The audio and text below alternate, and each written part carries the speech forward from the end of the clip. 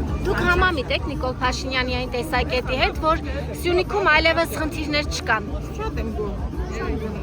Այդ տեսակետի հետ համամիտ եք, որ այլևս խնդիրներ չկան Սյունիքում։ Եթե լինի է շատ քիչ։ Բայց հիմնականում որոշ հարցեր բոլորը համարյա լուծված է։ Օրինակ,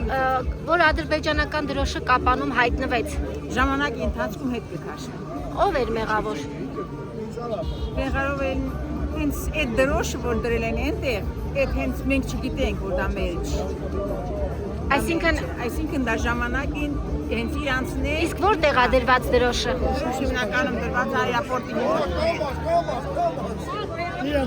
Այրապորտի մոտ իրանց հողում է, բայց իրանց հողը, մեր հողը։ Այդ հողը իրենցն է։ Այո, այդ հողը իրանցն է։ Դե ժամանակ Երբ տանից է իրենցը։ Շատ երևի մի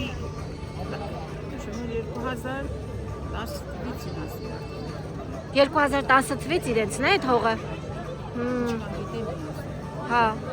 ադրբեջանցիներինն է, հա, 2010 թվականից։ Մոմենտո չէ, հիմա իրանք պայքարել են, կռիվ է, չէ։ 2010 թվականին պայքարել են, կռիվ են արել։ Պատերազմը որ սկսվեց, պատերազմի ժամանակ, եթե հաղթել են, մտել են այդտեղ, հենց հրամանը տվել են, որ դադարեցնեն պատերազմը։ Հա, երբ են հաղթել։ Երբ են հաղթել։ Հա։ Այդ որ կռվին են հաղթել իրենք, որ ասել են դա իրենցն է, մտել են այդտեղ Սյունիք, դրոշը դրել են, որ կռվին։